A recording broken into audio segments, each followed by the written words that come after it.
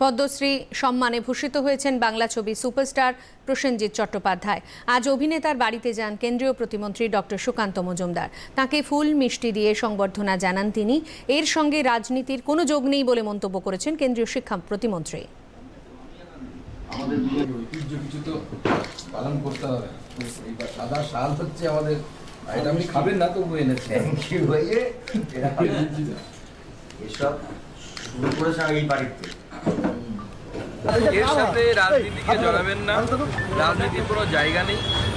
যারা পদ্ম পুরস্কার পান আমরা তাদেরকে প্রতি বছর তাদেরকে আমরা অভিনন্দন জানাতে যাই।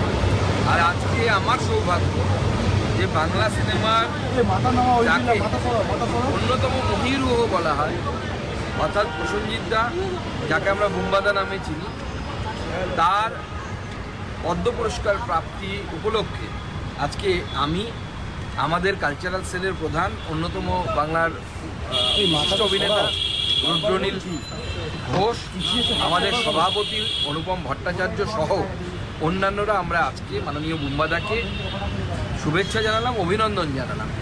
কারণ প্রায় 40 বছর ধরে বাংলা সিনেমাকে যে ব্যক্তিটি এইভাবে সেবা করে গেছেন বাংলা সিনেমার, বাংলা ফিল্ম ইন্ডাস্ট্রি, তার এই অবদানকে পদ্ম পুরস্কারের মধ্য দিয়ে মাননীয় প্রধানমন্ত্রী শ্রী নরেন্দ্র মোদীজি যেভাবে স্বীকৃতি দিলেন, অ্যাকনলেজমেন্ট করলেন, এই অ্যাকনলেজমেন্ট প্রাপ্তি বাংলার জন্য অত্যন্ত আনন্দের, আমাদের জন্য অত্যন্ত আনন্দের।